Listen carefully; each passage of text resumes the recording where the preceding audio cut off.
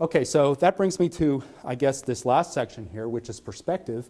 And I'll draw a little bit on my own background, which is material science and materials chemistry in particular, where science and an independent perspective maybe would be helpful. So let's think a little bit about materials chemistry. And in this case, it's materials chemistry for energy, right? And everybody talks about energy, so I thought I might as well talk about it too. So storage of energy sources and distribution. I just wanted to pick a small part of the problem here and just sort of give an example of, again, a very high-level example of where we might be able to provide perspective here. And this is, again, very high level, but I just wanted you to be aware of it. In particular, let's compare batteries, fuel cells, and this is internal combustion engines. All right. So one thing to look at when you first start talking about energy is let's think about energy with respect to energy density. Energy density. We have here gasoline, coal, lean beef, primary batteries, secondary batteries. Okay, there's your NiCad batteries or your lithium cells. All right, so we can look at the numbers, and this is in kilocalories per gram. So you can see that actually, there's a fair amount more of energy in lean beef than there is in the batteries that run your computer.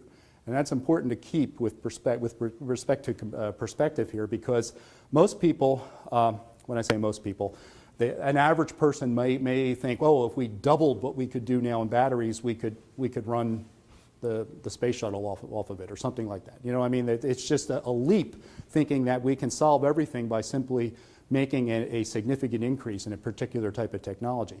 But again, perspective, and I think that's important here because, right, we got a long way to go before we even get close to gasoline or coal, right, with just respect to energy density.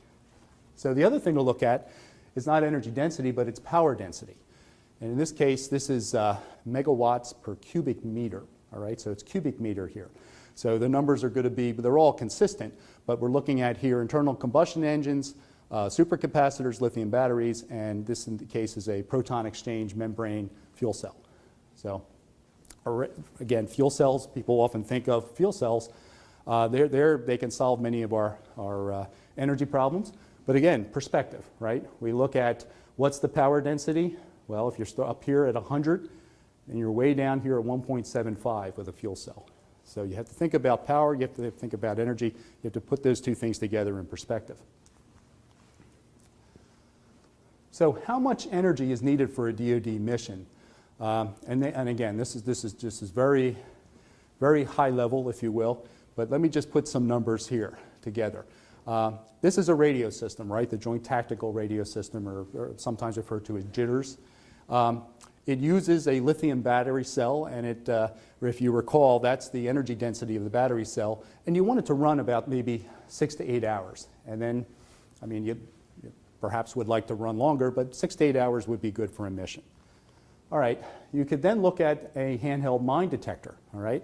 The handheld mine detector, a little bit larger system, in this case, uses a lithium battery, and you also like it to run about 6 to 7 hours.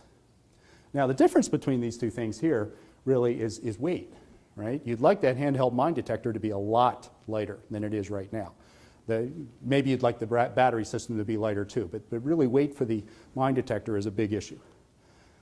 Then finally, you look at a UAV, like the Gray Eagle, and the Gray Eagle uses, in this particular case, JP-8 uses a liquid fuel.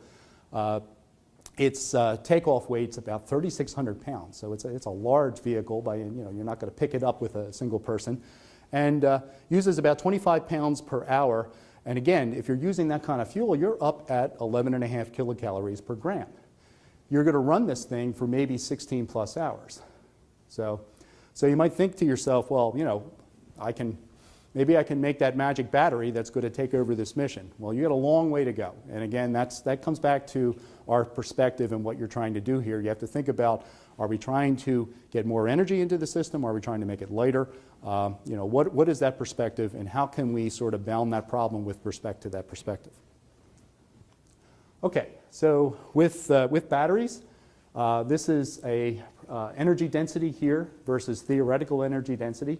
This is practical versus theoretical. As you might suspect, they all tend to be on sort of a line that goes up in this direction. Here's where we are today with many of our batteries. Here's where we'd like to be, and you can see, there's where gasoline is. So you're really trying to push things toward that particular direction, but we're a long way from there. And I think that that's not to say that making better batteries is the way to go. You'd like to make things maybe lighter, have more energy density, and so on. But you need to put that in perspective. And I think that was one of the things that I see many of our tasks here at IDA in which we do well, is putting that perspective together. So one final note here is energy, with respect to energy perspectives, is carbon compounds. So carbon compounds, you can take a look at carbon and you can say, okay, there's lots of ways you can break up carbon, but let's break them up by oxidation state. All right, so we'll go a little bit into chemistry now. The physicists here, please excuse me. So we look at oxidation state, and you can go from a -4 to a +4, and you have the raw material here, either natural gas or oil, and on the other end of the spectrum, limestone. Really, what happens to most carbon compounds in our environment? They become oxidized, right? So you really are going in this direction. That's why, if you look around, you can move up and down this chart, all right? You can actually make, versions of coal, if you will, from limestone. That's not impossible to do, okay? It's a reduction process, but it's not impossible to do. But it takes a lot of energy, and it's not worth your time or effort with respect to going in that direction. Most of nature wants us to go in this direction, right? So if we're going in that direction, you have to look at, by a factor of 10 to the 5th, most accessible carbon atoms on Earth are all in the highest oxidation state, limestone. So if we're starting to think about and put some perspective on this, we need to think about, well, how might we address this particular problem? How will we think about this? Well, the way to think about it is that we might not want to think about oxidation anymore. We might want to think about reductive chemistry. You want to go the other direction, all right? Is there a lot of work being done there? Not really.